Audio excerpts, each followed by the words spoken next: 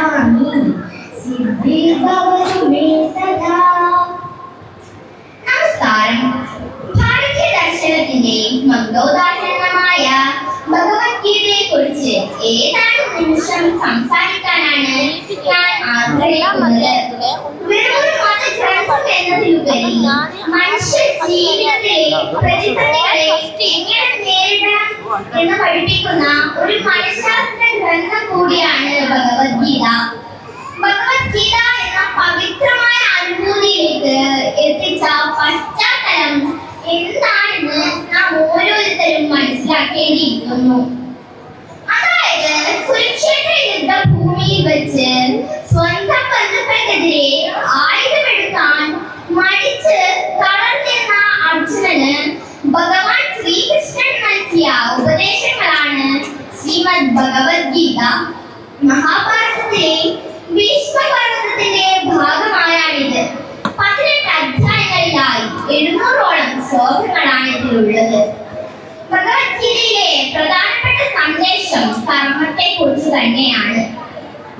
കർമ്മണ്യേവാധികാരസ്തേ മാ ഫലേഷു കഥാചന മാ കർമ്മഫലഹേതുർഭൂ മാ തേ സംഗസ്ത്വാ കർമ്മണി എന്ന ശ്ലോകം നാം ആഴത്തിൽ മനസ്സിലാക്കണം.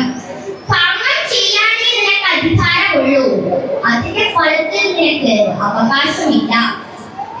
നമ്മൾ ചെയ്യുന്ന ജോലിയുടെ ഫലത്തെ കുറിച്ച് ആകുലപ്പെടാതെ പൂർണ്ണ മനസ്സോടെ കർമ്മം ചെയ്യാനാണ് ഭഗവാൻ ഉപദേശിക്കുന്നത്.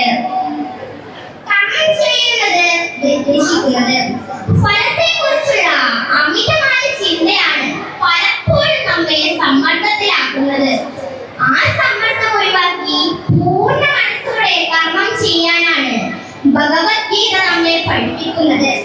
ഭഗവത്ഗീതയിലെ പ്രധാനപ്പെട്ടതും ആദ്യത്തേതുമായ ശ്ലോകം കുരുക്ഷേത്ര യുദ്ധഭൂമിയിൽ എന്താണ് നടക്കുന്നതെന്ന് അറിയാൻ ധൃതരാഷ്ട്ര സഞ്ജയനോട് ചോദിച്ചുള്ള ചോദ്യത്തോടു കൂടിയാണ് ശ്രീമദ് ഭഗവത്ഗീത ആരംഭിക്കുന്നത്. ധർമ്മക്ഷേത്രേ കുരുക്ഷേത്രേ സമവേതായുയുത്സവ മാമകാം പാണ്ഡവൈശ്ചൈവ കിമ കുർവത സഞ്ജയ.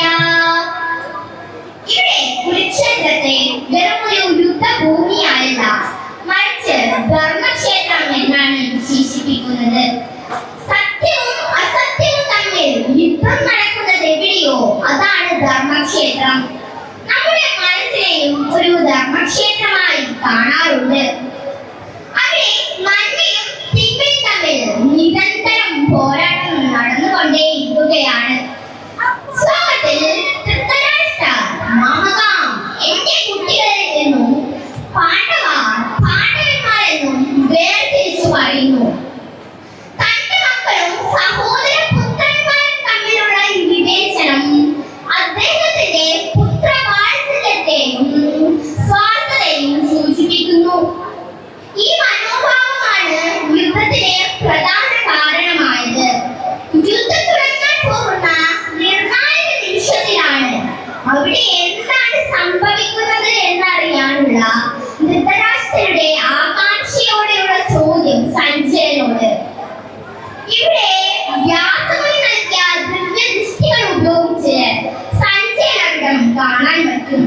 ചുരുക്കത്തിൽ അധർമ്മത്തിന് മേൽ ധർമ്മം വിജയിക്കാൻ പോകുന്ന ഒരു മഹാസംഭവത്തിന്റെ ആമുഖമാണ് ഈ ആദ്യ ശ്ലോകം. ഇവിടെ ദ്രോണാചാര്യരോടും ഭീഷ്മ പിതാമഹനോടും എങ്ങനെ യുദ്ധം ചെയ്യണമെന്ന ചിന്തയാൽ മനസ്സ് തകർന്നിരുന്ന അർജുനന് ഭഗവാൻ മോട്ടിവേറ്റ് ചെയ്ത് ഉണർത്തുകയാണ്. ഇവിടെ മനസ്സിനെ നിയന്ത്രിക്കാൻ പാടുപെടുന്ന അർജുനനെ കാണാൻ സാധിക്കുന്നു.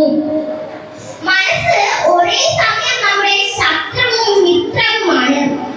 നമ്മുടെ മനസ്സിനെ നല്ല വഴിക്ക് തിരിച്ചുവിട്ടാൽ നന്മയായി മാറുന്നു, മോശം വഴിക്ക് തിരിച്ചുവിട്ടാൽ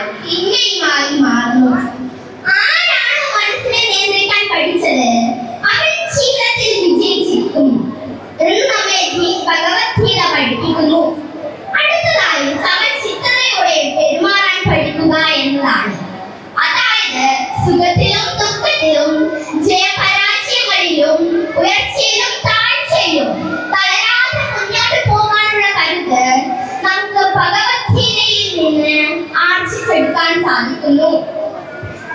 എന്താണ് ആധുനിക കാലഘട്ടത്തിൽ ഗീതയുടെ പ്രസക്തി എന്ന് നോക്കാം.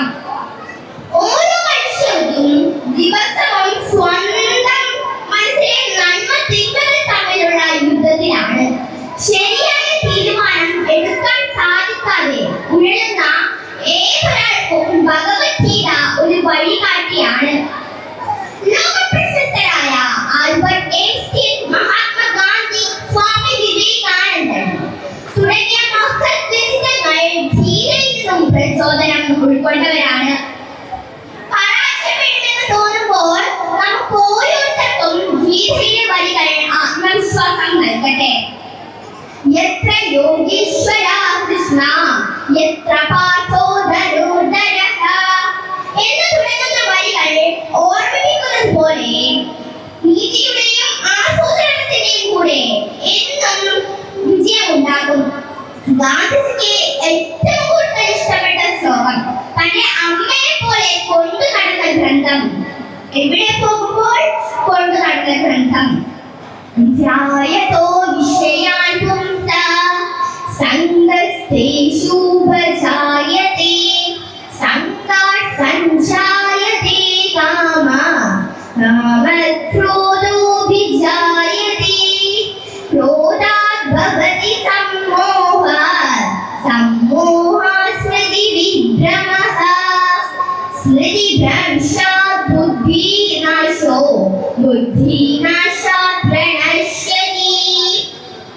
ഇവിടെ വിഷയങ്ങളിൽ നിന്ന് ആസക്തി ഉടലെടുക്കുന്നു, ആസക്തിയിൽ നിന്ന് ആഗ്രഹവും, ആഗ്രഹത്തിൽ നിന്ന് കോപവും ഉടലെടുക്കുന്നു, കോപത്തിൽ നിന്ന് അവിവേകവും, അവിവേകത്തിൽ നിന്ന് ഓർമ്മക്കേടും, ഓർമ്മക്കേടിൽ നിന്ന് ബുദ്ധിനാശവും ഉടലെടുക്കുന്നു.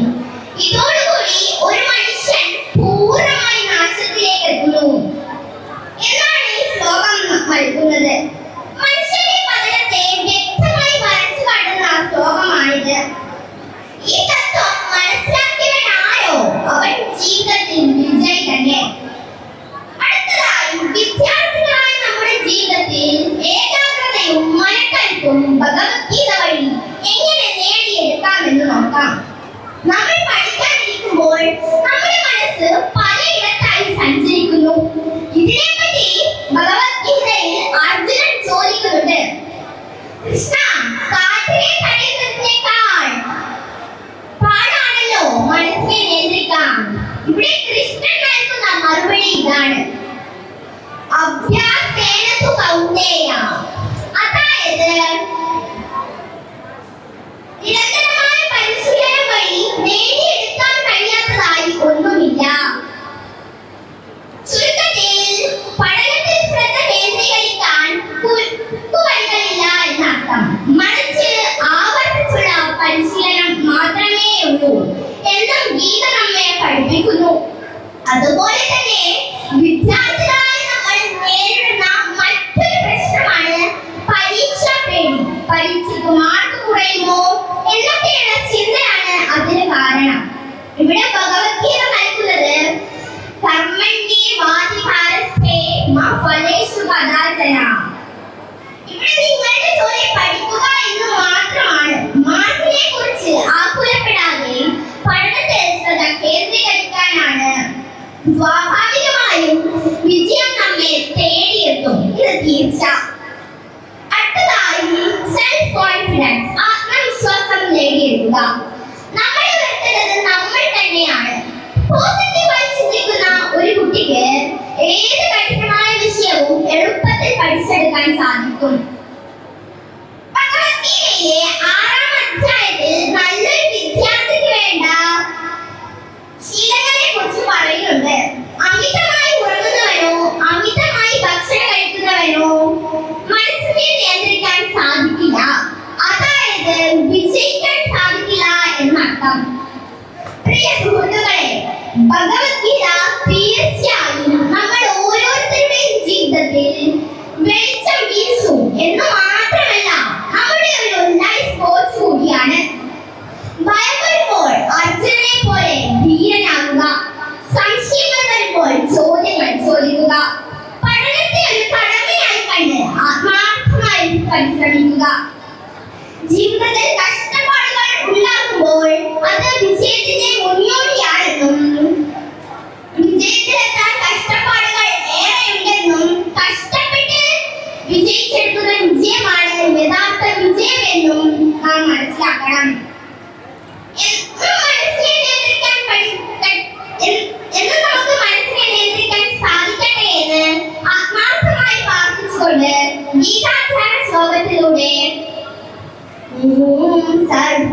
सुखिनः सन्तु सर्वे सन्तु निरामया सर्वे भद्राणि पश्यन्तु मा कश्चित् दुःखमाप्नुयात्